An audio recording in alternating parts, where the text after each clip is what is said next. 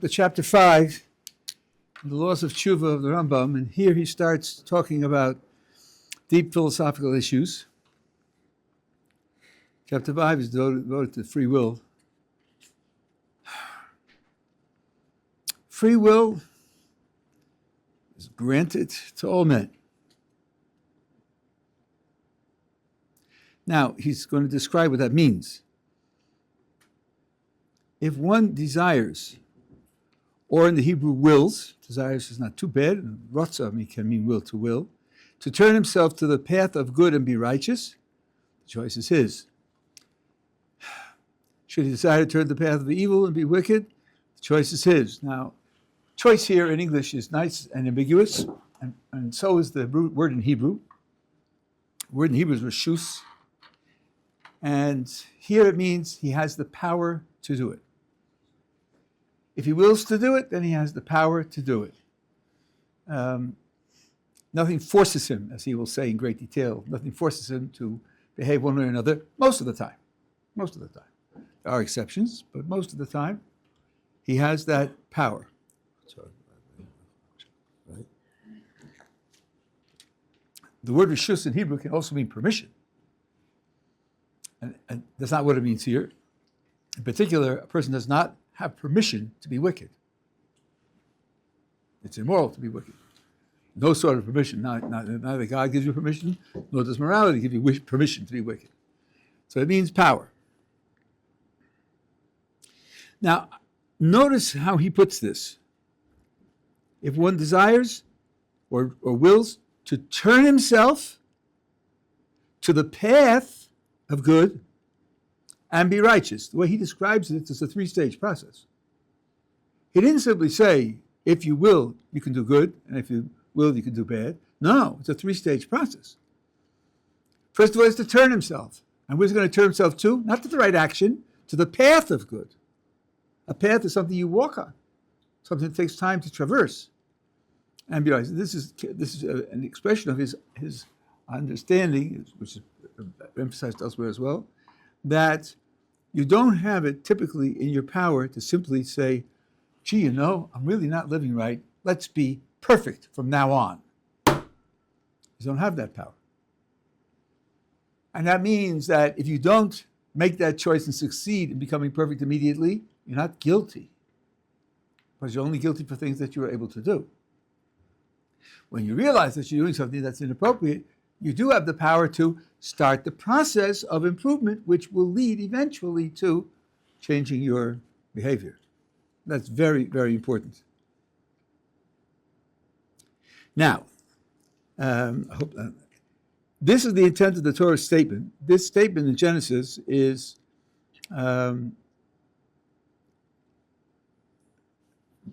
multiply interpreted. Usually, the translation, if you know the text at all, is usually it's translated as, behold, man has become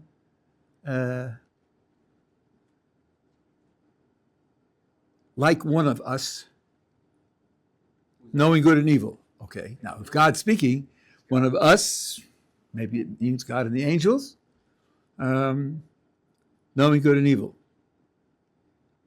But that's not the way the Rambam takes it. This translation is not quite I'll give you the translation the way the Rambam is taking it. He moves the comma. It should be, behold, man has become unique, comma. And then, the next word in Hebrew is mimenu. Mimenu can mean of us. Mimenu can also mean from himself. Mimenu can be plural or singular. And the Rambam takes it as, behold, man has become unique, from himself knowing good and evil. Meaning that human being has the capacity, an innate capacity to know good from evil. We will talk about this, and I'll talk about the qualifications that have to be put on it, but that's the Rambam statement. And if you say, well, gee, Rabbi, in all the translations that I have seen, the comma goes where this translation puts the comma. The Rambam puts the comma earlier, and then reads the rest of it as if it were standing alone, and changes the menu from among us to from himself. And then the foolish academic critic says, I can explain that. The Rambam was a medieval philosopher in the Spanish tradition, and he twists the verse around so as to make the philosophical point he wants to make. Well, that's incompetent and evil. As a matter of fact, Onkelos, the Roman convert to Judaism about 1,000 years before, 900 years before, translated it in exactly the same way.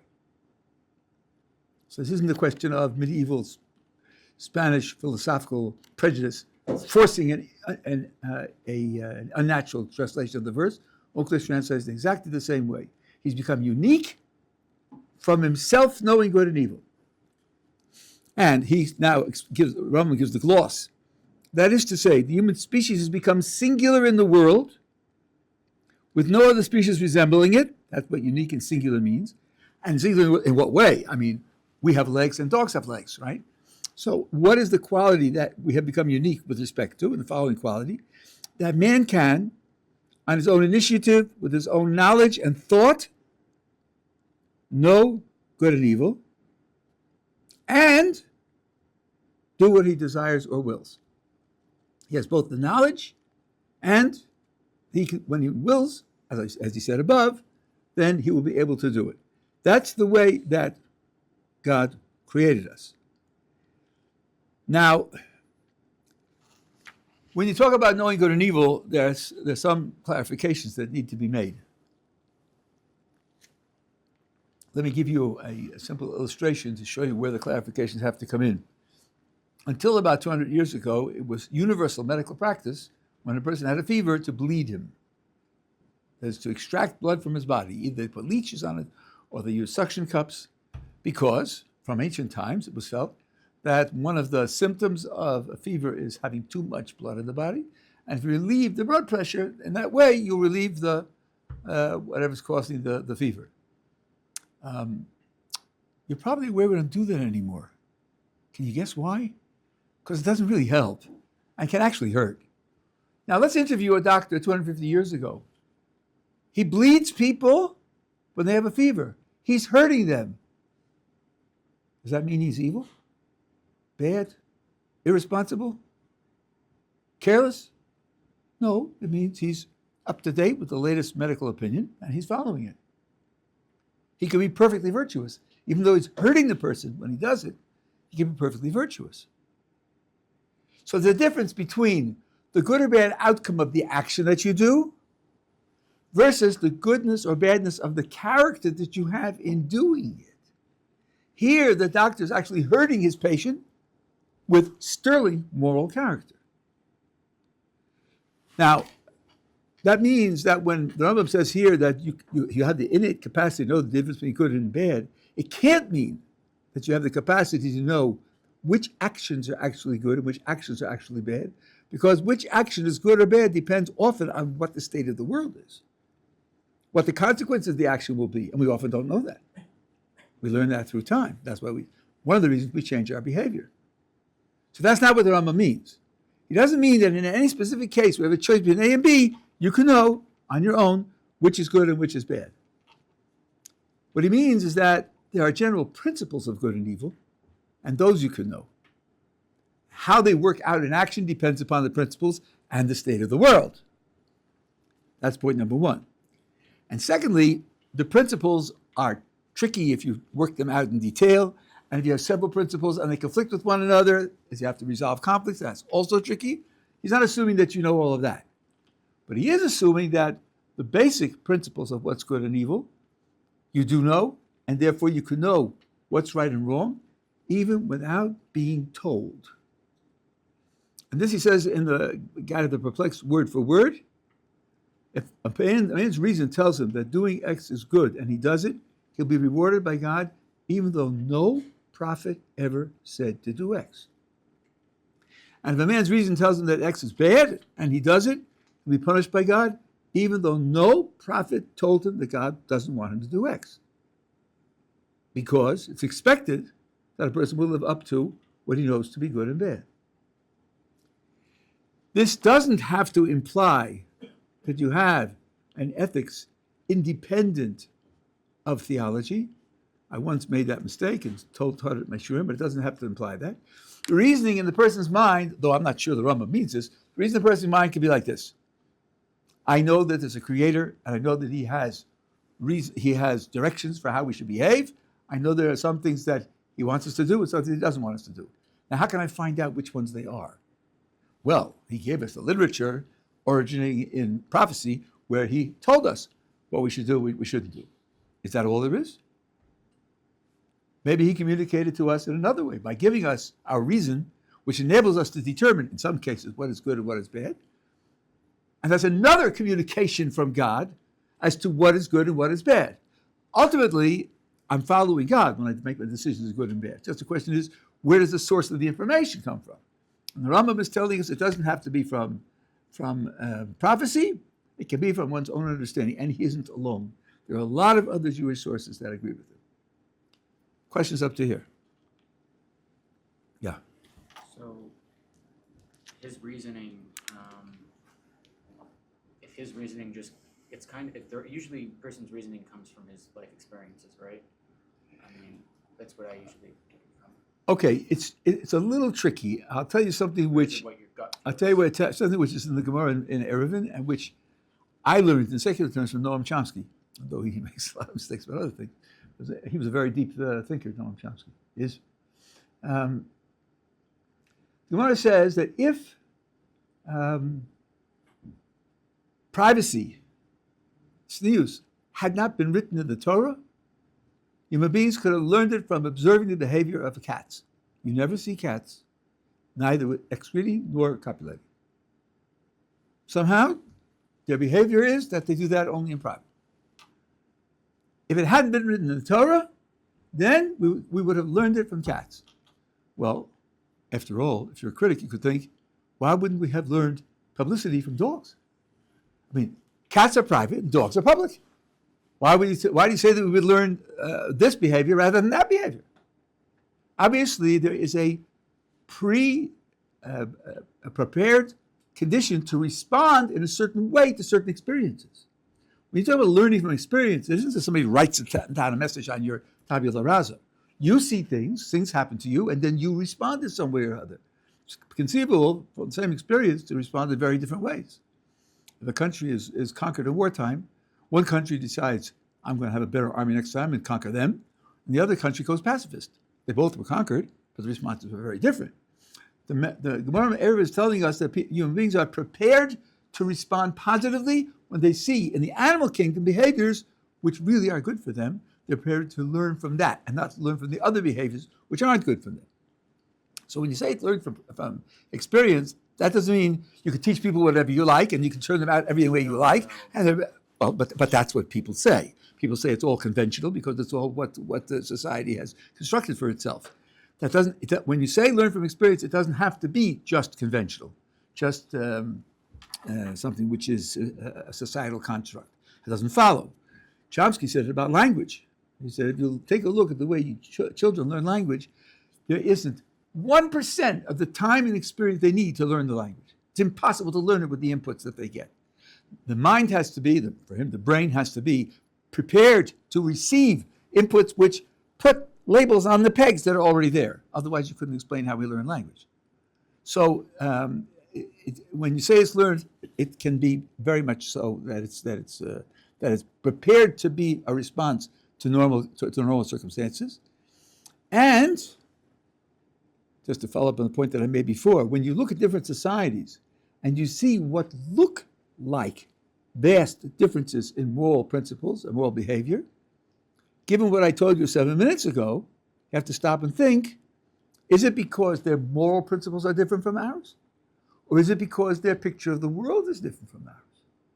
Can't just assume from the fact that they do things we wouldn't do that their moral principles were different. Those doctors 200 years ago were doing things we wouldn't do. That doesn't make them have different moral principles and be evil. And let me give you the capstone of this idea. Did the Nazis have different moral principles from ours? By murdering people and genocide and all the rest?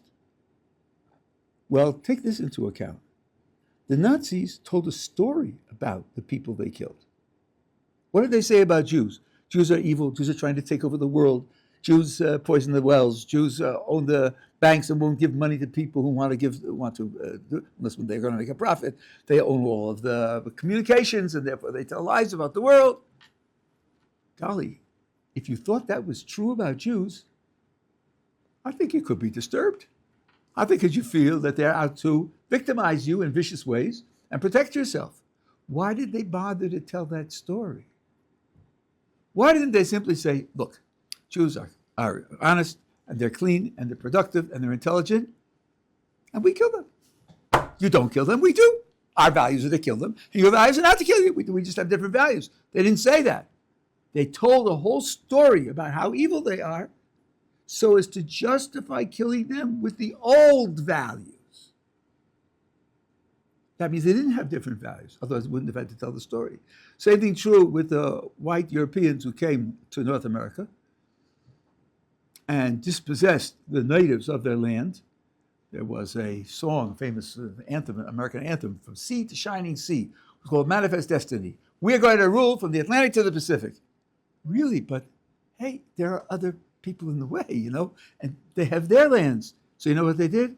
They said redskin means not human. Not people. Oh, there's no problem taking lands and not people.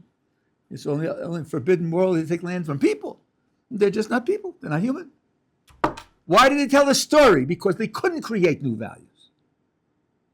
So they had to tell the story so as to be able to justify what they're doing with the old values. So values are much more universal than they seem. Indeed, if you take account of the differences between cultures that are dependent upon the story they tell about the facts of the world, turns out that values are very, very common worldwide. Okay, now, with that background, maybe your question is still online? Well, so, person has a gut, right? And with the gut, from where I guess heart, I don't know where that comes from, but you sometimes you can have a feeling whether what you're doing is right or wrong, right? Somewhat. But then you have then you go through it in your head, what is right, what's wrong. You go over things, you can come up with... it's very complicated. When you say what I'm doing, that's a certain description in your mind. And you may not know what you're doing. You may not know what you're doing. And those people who promote abortion, like Planned Parenthood and others, don't allow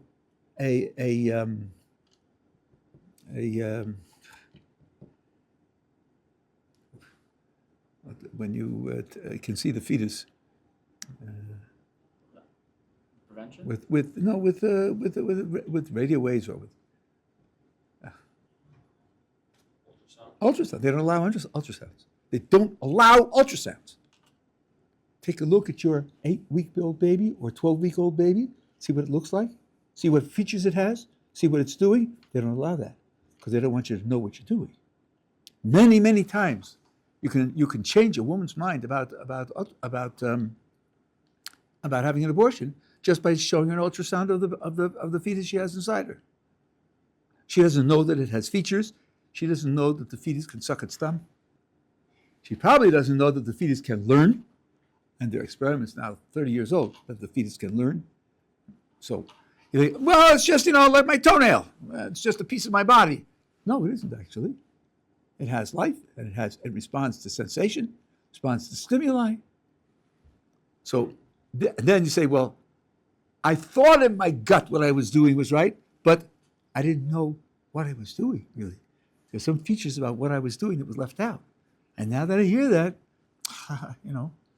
and they can have wrong features. I just saw a discussion between a pro-life and pro-choice two people, and the pro-choice person said, up to 3 months, nothing's going on there. And he said, after 3 weeks, there's a fetal heartbeat. And she said, I didn't know that. Okay, now that you know it, do you feel differently about the fetus? She said, I'll have to think about it. Because if it has a heartbeat, then, it's sort of alive, like we're alive. Doesn't know a lot, but still, it's alive. So when you talk about going over it, part of going over it in your head is learning features about it that you didn't know. Another part is taking into account the consequences, which are short-term and long-term, which very often you don't. When you'll be parents, you'll probably go through the crisis that parents go through. The child did something wrong. The child needs to be punished. how can I punish my child? I love the child. I want the child to be happy. And the child knows that. And that's why screaming and banging his head on the floor works, because you don't want it to be unhappy. And what if he holds his breath? So I hope I'm not stepping out of line, but the standard thing that some people do is, if he holds his breath too long, he'll go unconscious and he'll breathe, right? So he's not going to die from it. As soon as he goes unconscious, he'll breathe. So let him hold his breath. But parents can't do that, and they know that, and it's built in that it should, make it hard for you. So then that's a gut reaction. I can't punish my child, which is coming in part from a good place. But then if you act out that way, you're really hurting him. Then you think about it with your head, but then you're thinking about the consequences. If I do this systematically, then when will he ever learn to be responsible? So then it's a question of not. There, the gut is short-sighted. But that's not a question of changing your values. It's a question of taking into account all of the features of the event, which have to be evaluated according to your values. You're not changing your values. Very rarely do you change your values. Okay, so this is what you have on your own. And then he says, there's no one who could prevent him from doing good or bad. That is to say, when he makes a decision, almost always, a person can tie you up and tell you, I'm not going to let you vote, but typically you are able to do it. And God is committed to this. God is committed to your having free will. And therefore, after it says, behold, man has become unique, from himself knowing good and evil, it says, I'm therefore going to drive him out of the Garden of Eden, because if I leave him there, with his free will, he could stretch out his hand and eat from the tree of life, which I don't want him to do. So God could simply just hypnotize him and make it that he won't do it, but that isn't God's purpose in the world. His purpose is that people should exercise free will, and therefore he makes the tree of life inaccessible to him. That's the way the Rambam reads that. So now he goes on to elaborate on this. We're okay so far? No questions so far? Okay. A person should not entertain the thesis held by the fools among the Gentiles and the majority of the undeveloped among Israel, that at the time of man's creation, the Holy One, blessed be He, decrees whether he will be righteous or wicked. After all, God creates the world and maintains the world and determines almost everything that happens in it. God creates a squirrel with a certain nature, and the squirrel's behavior is entirely due to the nature that God put in the squirrel, plus the circumstances that he finds himself under. And God controls the circumstances also. Well, let's see. Is there any exception to this? That God programs and determines what happens? And someone who thinks of it universally will say, well, listen, a person becomes good because he created him. God created him that way. A person becomes evil because God created him that way. This is untrue. Each person is fit to be righteous like Moses, our teacher, or wicked like Yerovam. Now this I would like to expatiate on just a little bit. That means that the Rambam is choosing Moses as the paradigm of righteousness, and Yerovam ben Nevat, who was the first king of Israel, meaning when Judah and Israel split, they had two kingdoms. He was the first king of the northern kingdom. Could be as righteous as Moses and as wicked as Yerovam. For a long time, I was puzzled about this. How did the Rambam choose these two? Moses definitely has certain unique features which set him in many ways above all of the rest of the Jewish people. His prophecy was certainly unique. His closeness to God was unique. He was the one who brought the Torah into the world for the Jewish people. He was God's agent in taking the Jews out of Egypt. Righteousness? Well, there were other very righteous people. Is it obvious that Moses was more righteous than Abraham? More righteous than David? And as far as wicked people are concerned, there are a lot of wicked people. Yerovam ben Nevat was wicked, so was Manasseh wicked, so was Haman wicked. So, how did he choose these two? And I've asked a lot of people how he did that, and I didn't get any answers. So I was very surprised. I looked in the Frankel Rambam, which is the ideal Rambam nowadays. No quotation for that. But I think I found the purpose. I found the source of it. It's in Pirkei Avos, chapter 5, where the Mishnah writes as follows: a person who benefits the community, the tzibur, the people, and brings them close to Torah and to mitzvos, no evil will be brought into the world through that person. Like Moses, who taught Torah to the whole of the Jewish people, no evil will come into the world on account of him. And the person who causes the community to transgress, who influences the community to do things that are terrible, then he'll be the source of more evil, like Yerovam. So I thought, how about that? Here they are.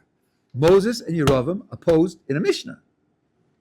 That's a good source for the Rambam, to choose these two people. But then, if that's true, there's a secondary implication here, which I, as a chassid, applaud, and that is the quintessential, the quintessence of righteousness is to affect other people for good. And the quintessence of evil is to affect other people for evil. The quintessence of righteousness and evil is the effect that you have on the people around you.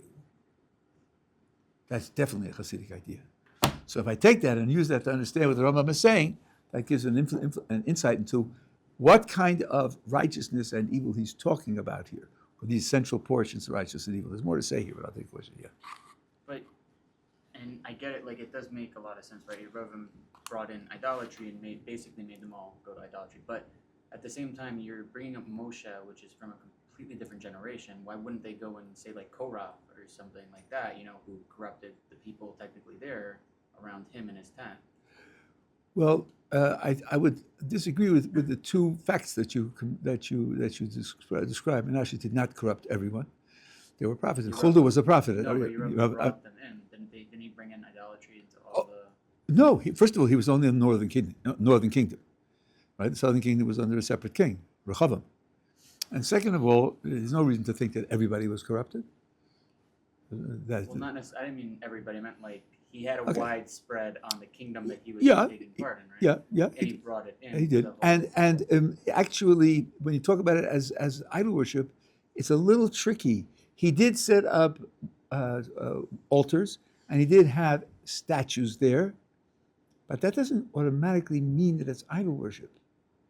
After all, King Solomon had statues in his temple. Of the cherubim.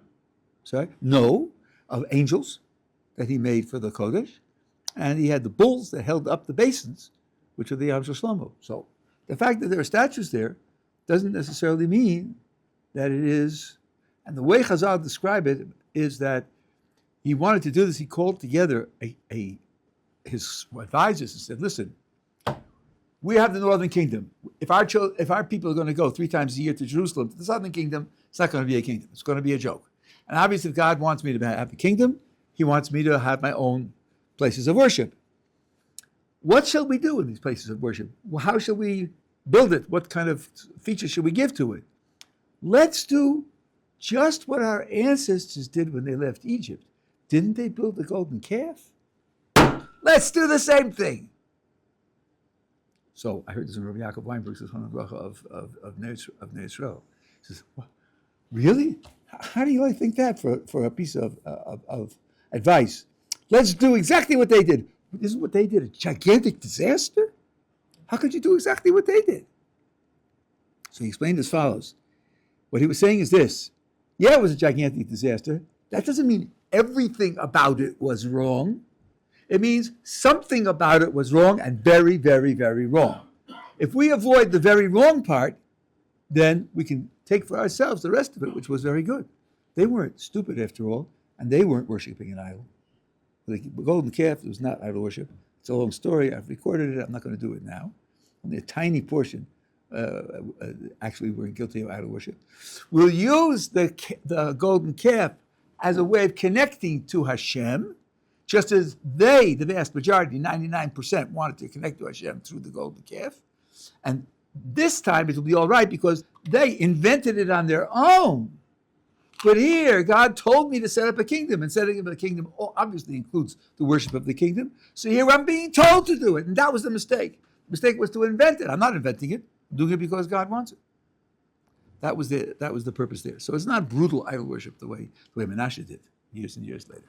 At any rate, it was wrong and it was bad. He kept them from going to Jerusalem as they should have gone to Jerusalem. He did various bad things. But the point here is that the definition of being righteous is raising up the community. The definition of being evil is pulling the community down.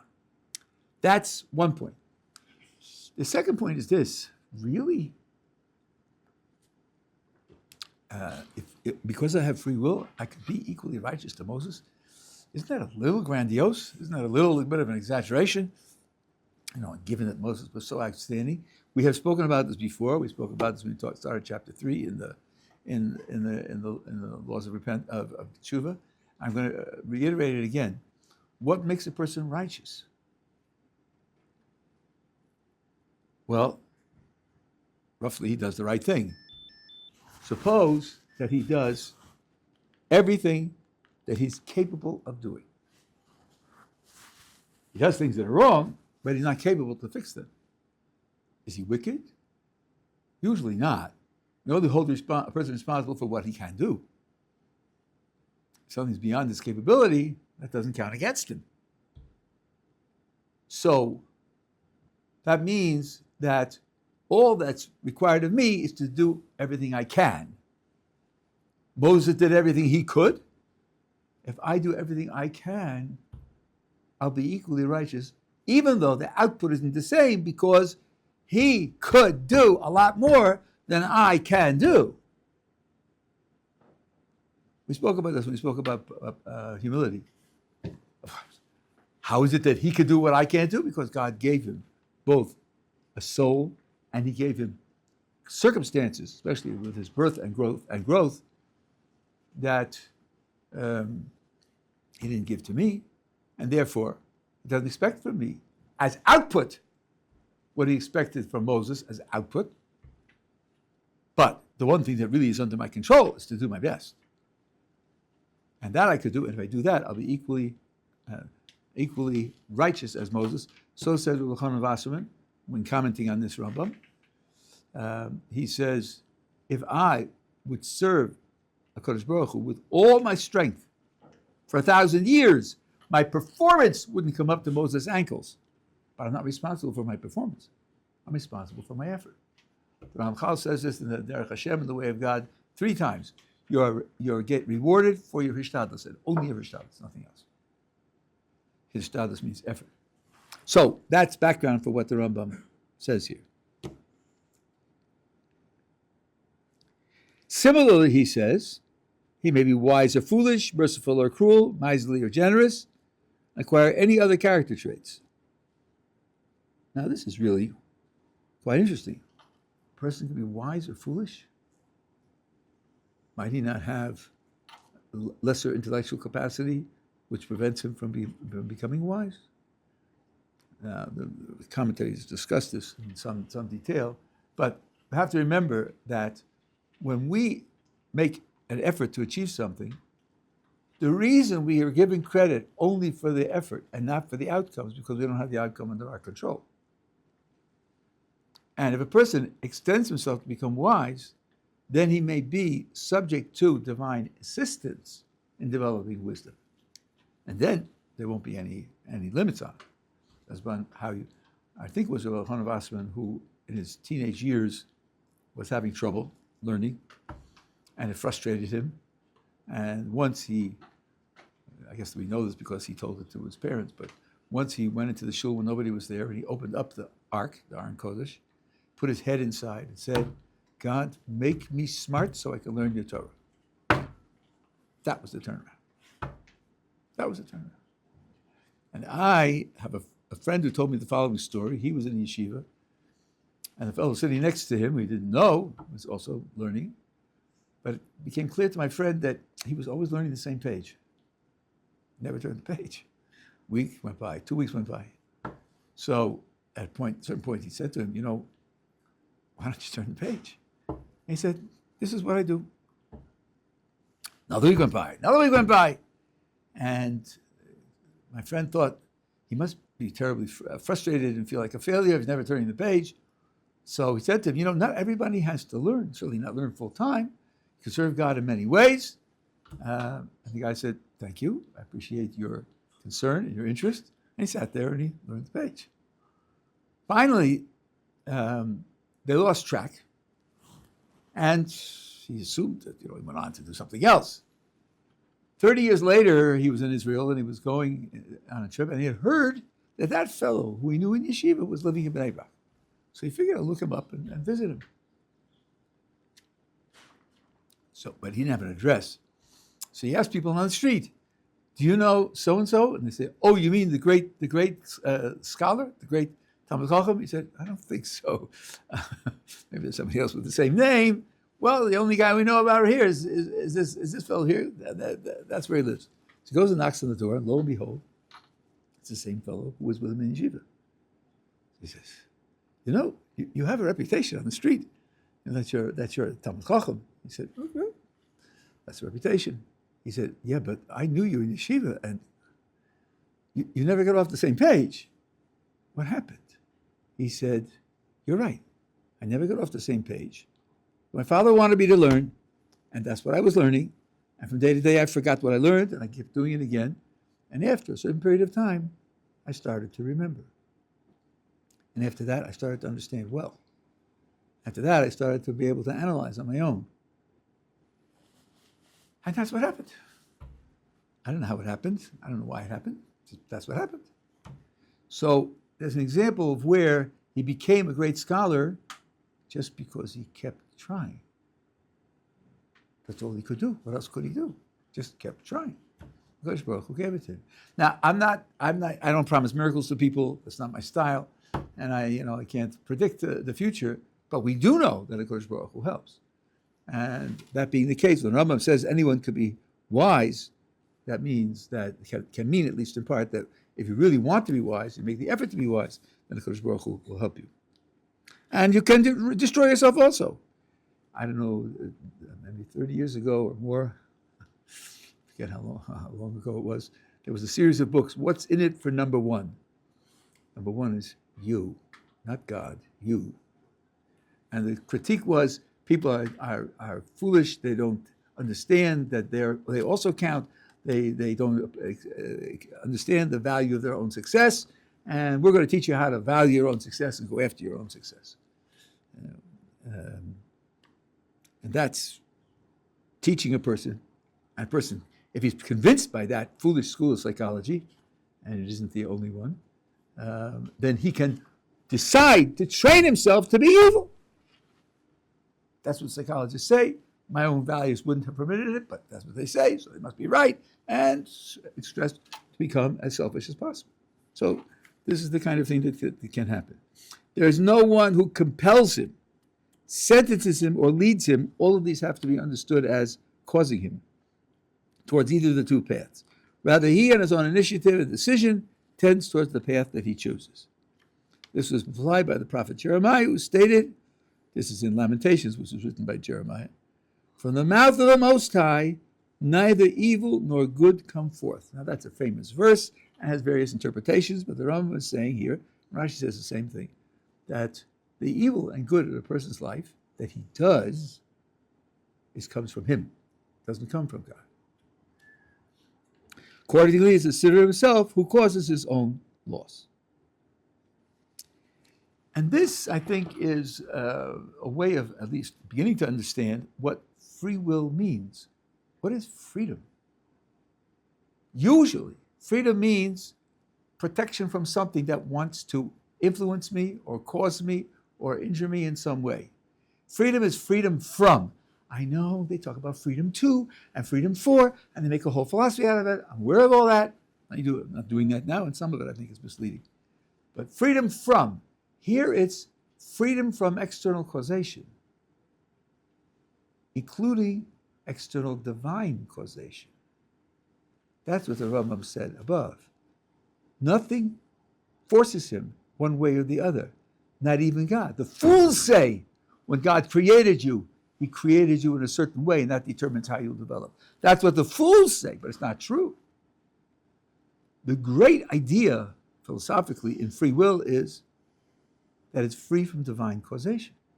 God doesn't cause those choices and those actions.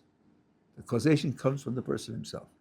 But there's a lot to be said about that. Can I ask a question? Yeah, sure. So when it says that a person cannot harm or benefit another person without God's consent, so how does that play into free will? That's the consequences of what he does. He can pull the trigger, it's just the bullet won't hit him. So, and in terms of the person's inherent evil, this is a whole philosophical subject, it's called moral luck. In terms of what difference does it make whether the bullet hits him or misses him? If he pulled the trigger with intent to kill, the evil is all there in him. The fact that we treat a person who commits murder differently from an attempted murder is a tricky subject. In our terms, it's not difficult, but in general moral terms, it's a very difficult subject. In our terms, it's not an accident that this guy's bullet missed and this guy's bullet hit. That's something which divine providence arranged. And it's not an accident that in this case there are witnesses there to testify against him and he's being punished. And in another case, there aren't witnesses there. All of that's because divine providence wants this outcome or that outcome. So we are justified in treating them in different ways because that's the way the divine providence wants them treated. When we talk about the evil in the person, it's very hard to make a case that a person who commits murder is more evil than a person who is guilty of attempted murder. So the person can choose to perform the action, but the success depends on the divine direction of what wants to happen. Which is what we just said 90 seconds ago in another context, and it is a general principle, and it has to be really, really internalized and applied consistently across the board. Yes, that's the way we look at it. Okay, so now he says, therefore, it is proper for a person to cry and mourn for his sins and for what he has done to his soul, evil consequences he brought upon it. This is implied in the following verse in Jeremiah, of what should a living man be aggrieved? A man of his sins. That's what he should be really aggrieved about. The other things that happen because of divine providence, and they are designed to be for the person's good. So he shouldn't be aggrieved about that. By the way, this is one of the understandings of why anger is such a spiritually destructive emotion, because the thought behind anger is, this shouldn't have happened. He stole it from me, it should be mine. It shouldn't have happened. And that's spiritual poison. Really? It shouldn't have happened? Then how did he do it? Just as he said before, A doesn't injure B unless God decides that A should injure B. So, that being the case, the outcome is something which God wants. You can't be angry over the outcome unless your mind is confused about how the world works. And the prophet continues, and this is our situation today, coming up to Rosh Hashanah, says, free choice is in our hands, and our own decision to prompt us to commit all these wrongs. It is proper for us to do Tshuvah and abandon our wickedness, for this choice is presently in our hand. I made the wrong choice before, and I'm responsible for that, but I can fix it, like we said the last few days, over and over again, because I have another choice in my hand. This is what is implied, still in the same place in Jeremiah. Let us search and examine our ways and return to Hashem. That's the result of being aggrieved by our own choices. This principle is a fundamental concept and pillar upon which the totality of the Torah and mitzvahs rest. As the Torah itself says, behold, I have said before you today, life, good, death, and evil. And therefore it says, and therefore choose life. When the Torah says, choose life. Well, if the Torah told you to choose it, obviously you can choose it. Similarly, it says again, I have said before you today the blessing and the curse, implying that the choice is in your hands. And with this, any of the deeds that man desires to do, he may, whether it's good or evil. Therefore, the verse says in Deuteronomy, if only their hearts would remain this way. Now, this is an astonishing thing. After the revelation at Sinai, the people come to Moses and they say, okay, we went through it, we survived it, we see that it's possible, but never again. Not again. We made it by the skin of our teeth, and who can guarantee we'll do it again? Please, you be the intermediary between us and God. You bring us the Torah. Let's not have any more national revelations. Now, the oral tradition says that Moses was devastated by this. What? You want me to be the intermediary? Wouldn't it be superior to hear from God himself? But that's not God's reaction. This is a very interesting situation where Moses takes it one way and God takes it the opposite way. Kind of machlekes between Moses and God wouldn't be the first one. All right? God says, I heard what these people spoke. Everything they spoke is good. It's wonderful. Wonderful. I'm overjoyed with what they said. Who would give, as if God is seeking help from elsewhere, who would give and guarantee that they would have this heart to be in awe of me and to be afraid for themselves always? Because if they have that heart, then they'll always do good. Wow, those are strong words. They, with their heart and their choice, where their goodness comes from. And it's their choice. And I'm not going to compel it. I want them to have free choice. So in the future, the best I can hope for is they'll have this heart, and with this heart they'll do good. They'll choose to do good. That's all, because that's all that I want from the world. Sure, I could squash them. I could erase the world altogether, but I've chosen not to do that. So here's an indication of what God has chosen that we should do. Okay? That's an introduction to free will. Free will is a very, very hard subject.